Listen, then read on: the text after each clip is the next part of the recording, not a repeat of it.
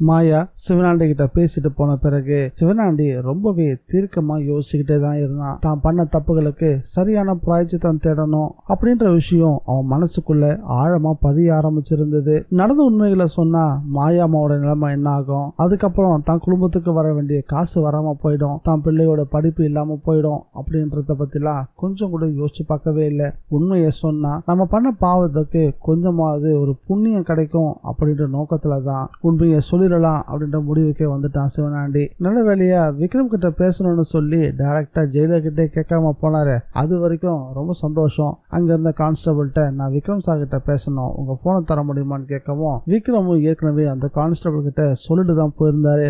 ஒருவேளை சிவனாண்டியை நான் பார்க்கணும்னு சொன்னாலோ இல்லை என்கிட்ட பேசணும்னு சொன்னாலோ தயங்காம கொஞ்சம் போனை கொடுங்க, இந்த கேஸுக்கு அது ரொம்பவே உதவியா இருக்கும் அப்படின்னு அந்த கான்ஸ்டபிள்கிட்ட சொல்லிட்டு போயிருந்திருக்கணும். அதனாலதான் ஒரு கைதி போனை கேட்டதுமே அந்த கான்ஸ்டபிளும் தன்னுடைய போனை சிவனாண்டி கிட்ட கொடுத்துருக்கணும். சிவனாண்டியும் விக்ரமுக்கு போன் பண்ணி நடந்த உண்மைகள் என்னென்ன அப்படின்றத சொல்ல ஆரம்பிச்சான். இதுல மிகப்பெரிய கேள்வி என்னன்னா, சிவனாண்டி தான் எதுக்காக அந்த ரகுவை கொலை பண்ண, யாருக்காக பண்ண அப்படின்ற விஷயத்த சொல்லும் போது மாயாவோட பேரை நிச்சயம் சொல்லியிருந்திருப்பான். மாயான்ற பேரை கேட்டதும் விக்ரம் ஏன் ஷாக் ஆகல?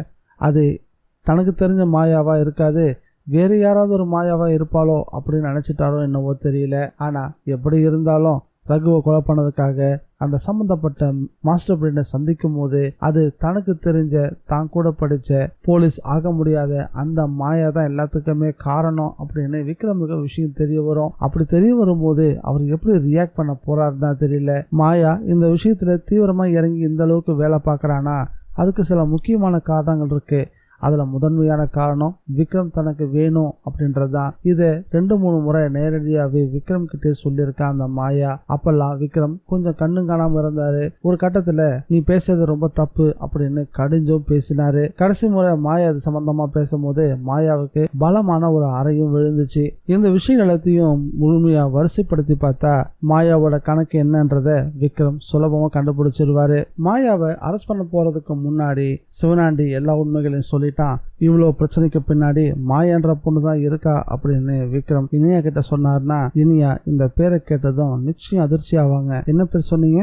மாயாவா? அவளுடைய போட்டோ ஏதாவது உங்ககிட்ட இருக்கா அப்படின்னு நிச்சயம் கேட்பாங்க. ஏன்னா தன்னுடைய ஃப்ரெண்டு மாயாவா இருக்குமோ அப்படின்ற சந்தேகம் இனியாவுக்கு வர ஆரம்பிக்கும். இன்னும் சொல்ல போனா நம்ம ஹீரோயின் இனியாவுக்கு மாயா ஏற்கனவே விக்ரம் கிட்ட நேரடியா சில விஷயங்களை பேசியிருக்கா, அதுக்காக அவ அவமானப்பட்டிருக்கா, அடியும் வாங்கியிருக்கான்றது இது வரைக்கும் விக்ரம் இனியா கிட்ட இன்னும் சொல்லல.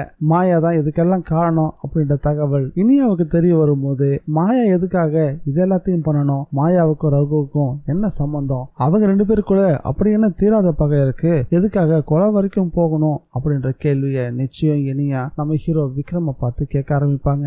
உண்மையான அக்யூஸ்ட் கிடைச்சிட்டான் அப்படின்ற சந்தோஷத்துல விக்ரம் இருக்காரு. இனியா கேட்ட பிறகுதான் இந்த கேள்விகள் அவருக்குள்ளேயும் எழ ஆரம்பிக்கும். இந்த சீனுக்குள்ள ரகுவோட அப்பாவான கண்ணாயிரத்தையும் கண்ணாயிரம் பொண்டாட்டியையும் உள்ள கொண்டு வந்தாதான் நிறைய விஷயங்களுக்கு தீர்வு கிடைக்கும். இந்த வீடியோ பிடிச்சிருந்தா லைக் பண்ணுங்க, ஷேர் பண்ணுங்க. டிஎன் விஜய் ரிவ்யூவை மறக்காம சப்ஸ்கிரைப் பண்ணி வச்சுக்கோங்க. மீண்டும் அடுத்த வீடியோல சந்திக்கலாம். Bye guys.